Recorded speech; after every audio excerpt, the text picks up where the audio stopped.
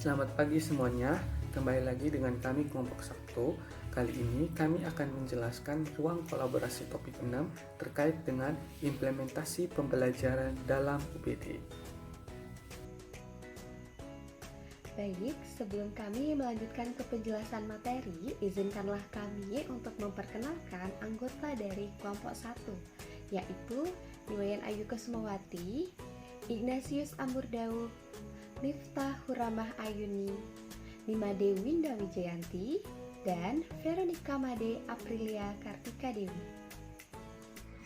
Baiklah, untuk kali ini kelompok kami akan membahas topik pembelajaran menggunakan buku teks.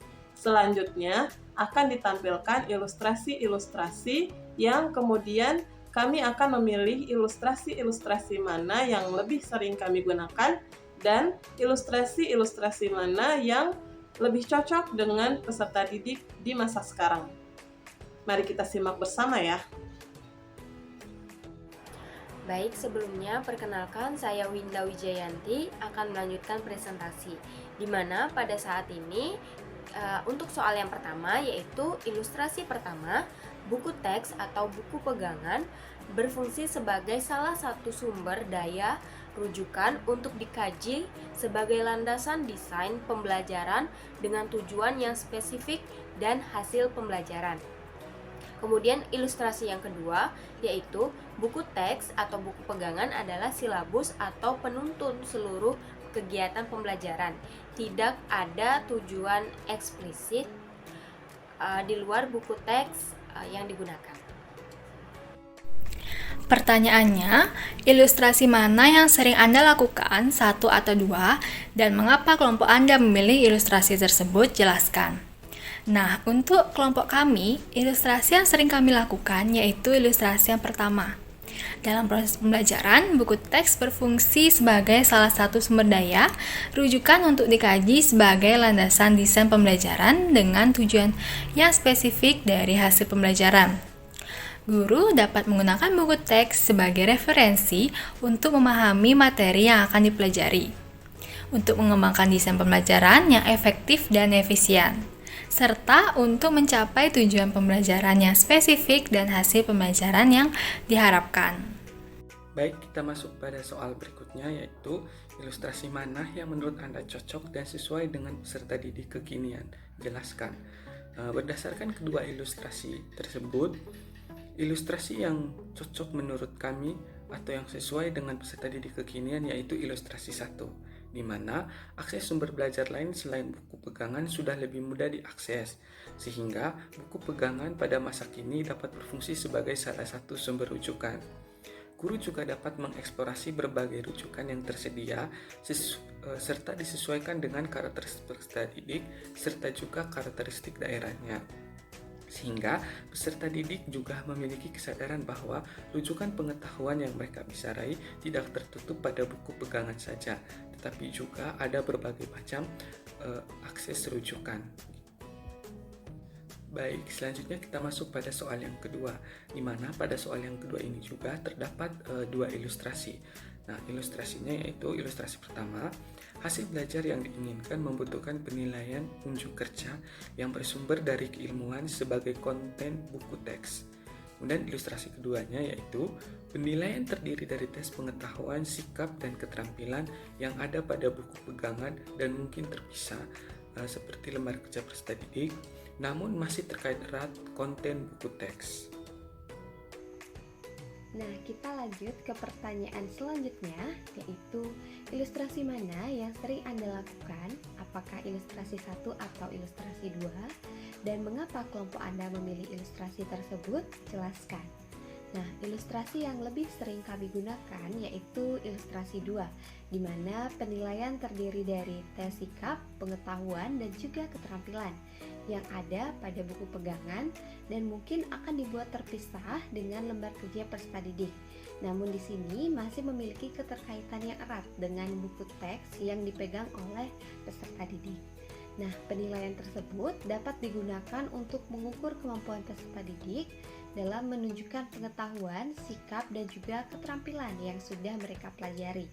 Selain itu, penggunaan tes ini juga diperuntukkan agar mengetahui apakah peserta didik telah memahami materi yang dipelajari atau apakah mereka dapat menerapkan pengetahuan tersebut dalam kehidupan sehari-hari.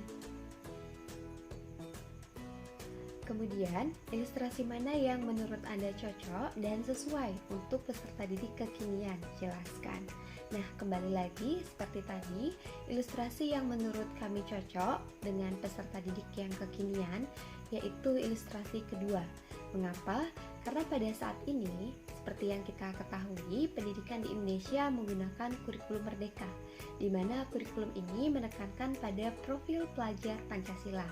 Sehingga peserta didik selain dinilai dari pengetahuan dan keterampilannya, mereka juga dinilai dari segi sikap ataupun karakternya.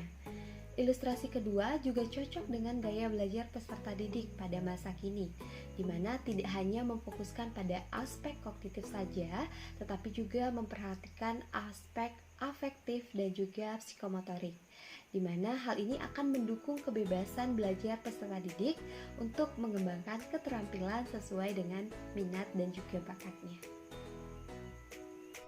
Selanjutnya, soal ketiga. Ilustrasi pertama, buku teks tidak digunakan berdasarkan urutan penomoran, karena urutan membaca buku teks berdasarkan urutan tujuan pembelajaran yang diinginkan.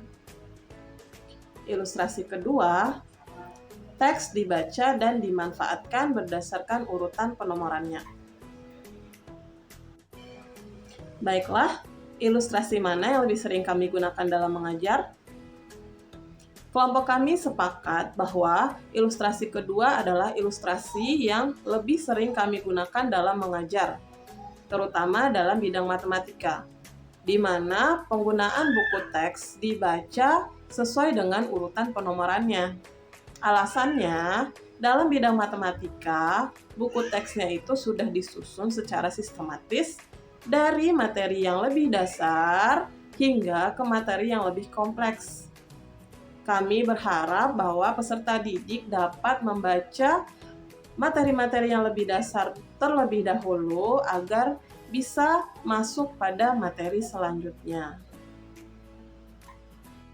Baiklah, berdasarkan ilustrasi, di sini ada pertanyaan, ilustrasi mana yang menurut Anda cocok dan sesuai untuk peserta didik kekinian, dan juga jelaskan.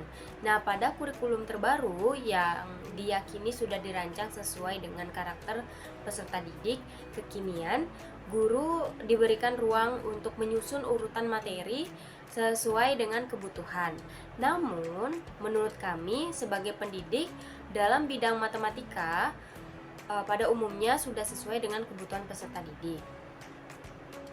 Kami meyakini bahwa urutan penomoran dalam buku teks dalam matematika dapat berlangsung digunakan, di mana dalam matematika ini untuk memasuki materi baru, peserta didik dianjurkan untuk menguasai materi-materi sebelumnya terlebih dahulu.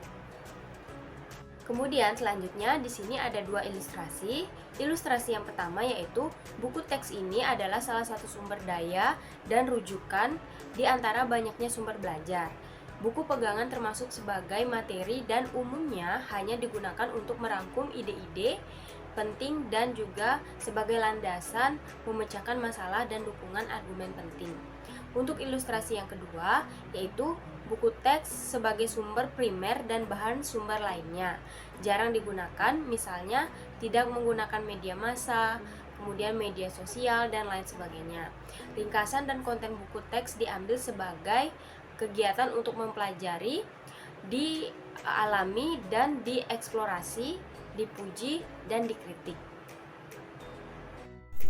Pertanyaannya, ilustrasi mana yang sering Anda lakukan dan mengapa kelompok Anda memilih ilustrasi tersebut? Jelaskan. Nah, dalam proses pembelajaran, kelompok kami cenderung pada ilustrasi yang pertama. Hal tersebut karena buku teks ini adalah salah satu sumber daya dan rujukan di antara banyaknya sumber belajar.